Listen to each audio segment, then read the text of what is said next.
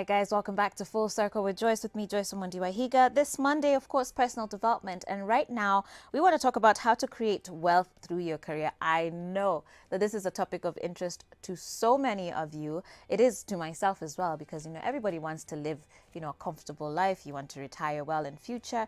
But exactly how do we actually get there is the big question. Joining me on the show, I have Waithaka Gatumia, CEO of Centonomy. Karibu sana to the show. Thank you for having me. Good to see you. Yes, same here. Now, hey, wacha tu tuseme ukweli.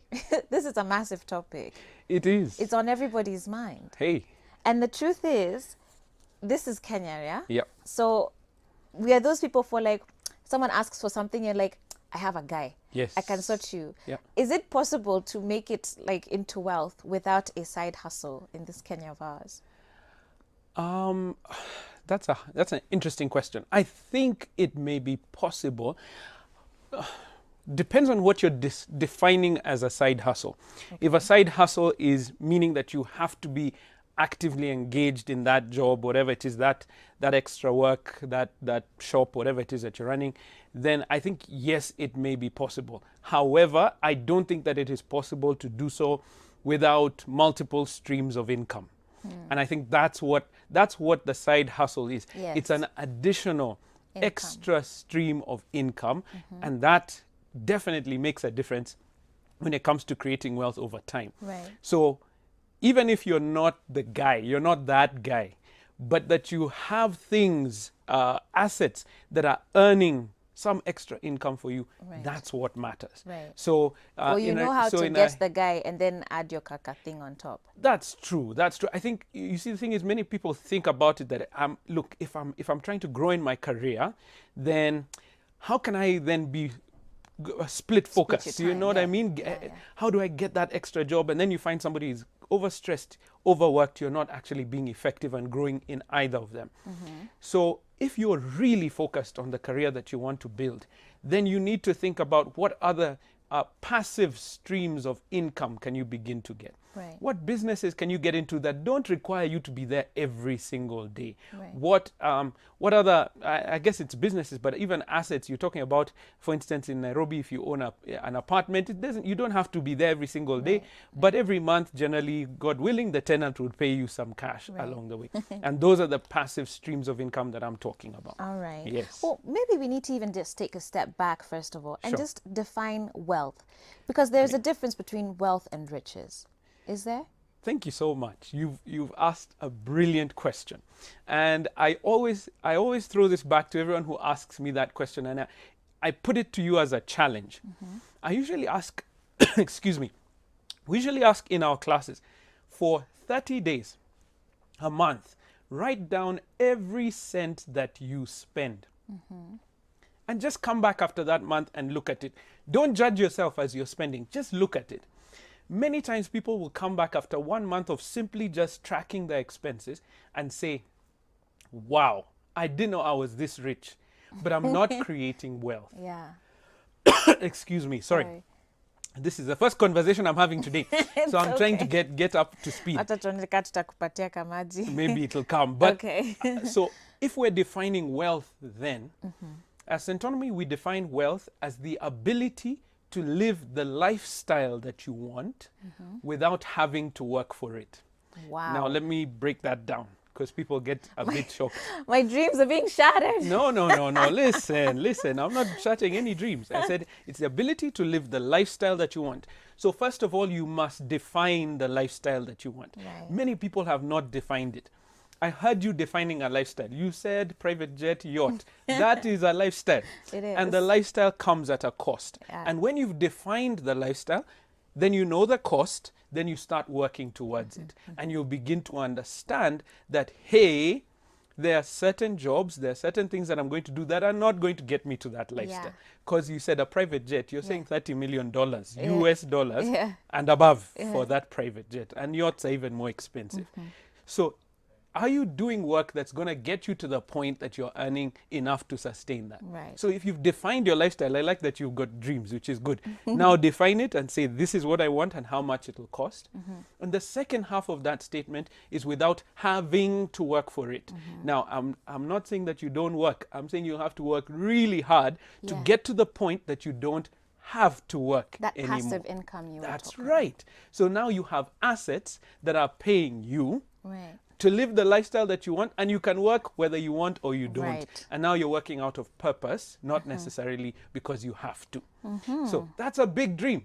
And I'm not here to say that it's going to be easy. Absolutely I'm just not. saying it's good to understand what are you aiming at, then now you begin to work towards it. So you're asking for a definition of wealth. I think that kind of helps us to Yes, understand. absolutely. Yes. So that brings up another question then, or maybe even a clarification, really, because you're saying for you to create wealth, you do need to, because if your current income is just sustaining you until the end of the month, and we know how people get like hapo 15th, 17th, And many of us, it tayari doesn't wameanza even reach the kusota. end of the month. Eh, Yes. yeah. So if already at that point Yep. you're already, having a hard time, Yep. then it clearly shows that your current income would not be enough. That's right. So does that then automatically mean that it is not possible to save your way to wealth?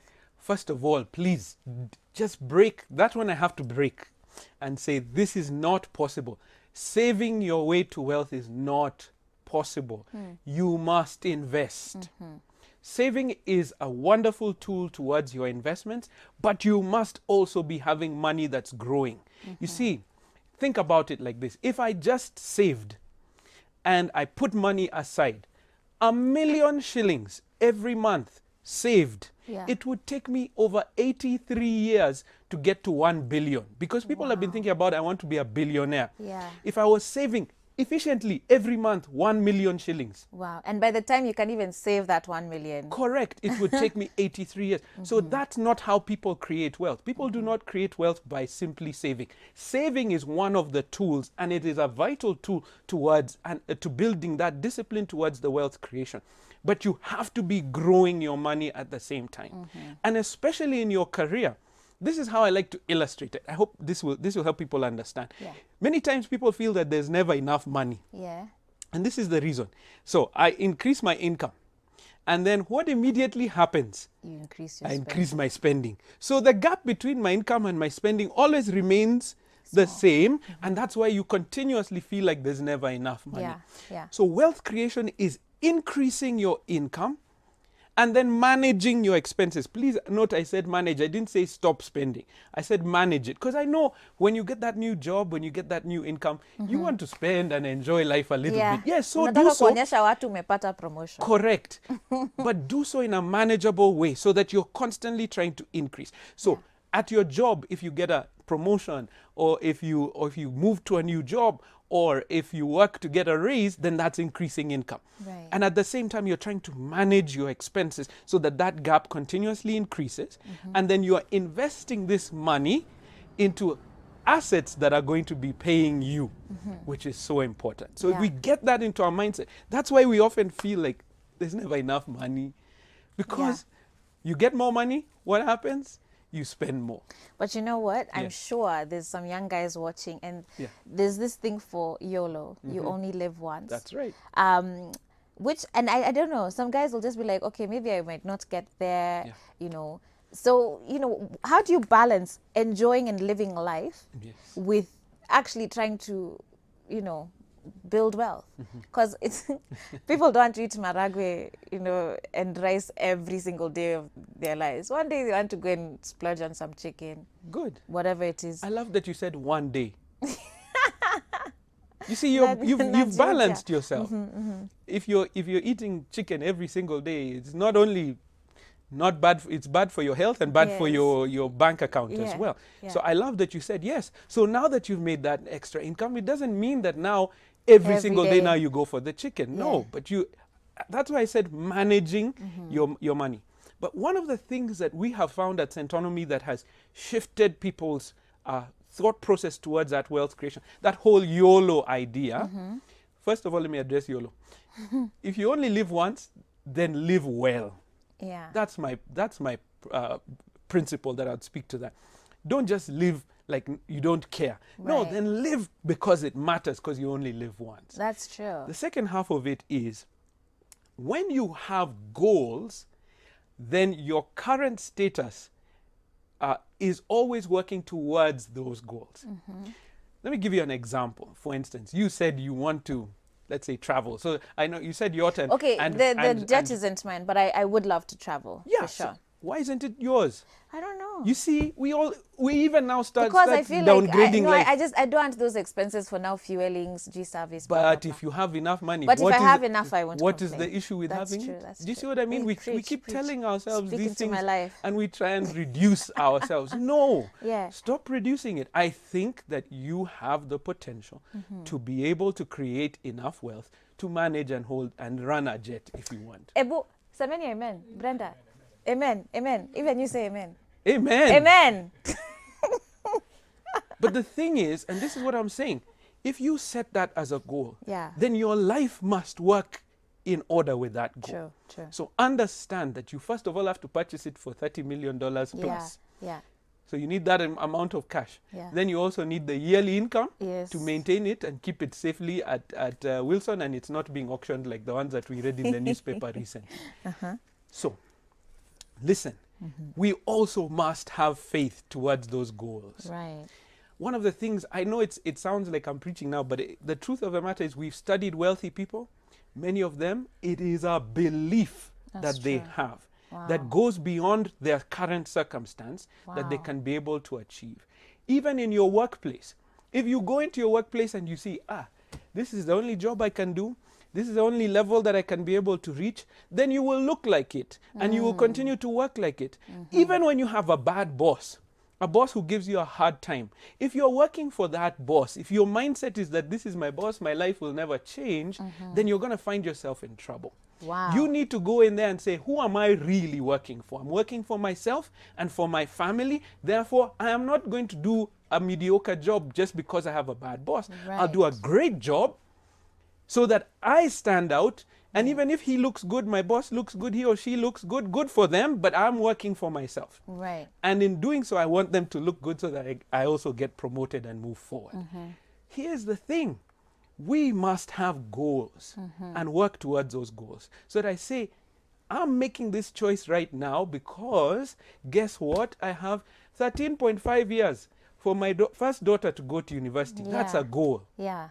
And so if I know that she needs to go to a good university, then I'm making choices now that will help her to go there. So God willing, we did this with our wife. You said about chicken, eating out. We try as much as possible to eat out like once a week with the family. And then we make a big deal about it. And you go and enjoy, because many times when you talk about small spending like that, it happens every day, and then after that, at the end of the month, you realize it's a lot of money. It's a lot. Yeah. But when you begin to manage it and say, okay, let's do it once a week because we enjoy it, let's go and have it. Yeah. Then you're still enjoying life, but also you're You've not planned for it. compromising your goal. Absolutely. And I think what you said about faith is so, so critical, particularly for our audience, very young guys watching the show, and even for our country when our median age is 19. And you look at even our economy, and the number of people earning even 100K and above is so, so small in this country. And I think there's a lot of people who then question, how do I begin to build wealth when I'm not in a stable career or when I'm not earning a lot of money, considering what our unemployment market is looking like? Yeah. So statistics in Kenya are hard to manage because what we have is good statistics on people who are employed. Currently, the data can't tell you how many of those people who are employed have other things that they're doing on the side. And then there's a large population who are not in formal employment, but they're also creating wealth. Right. But as you said,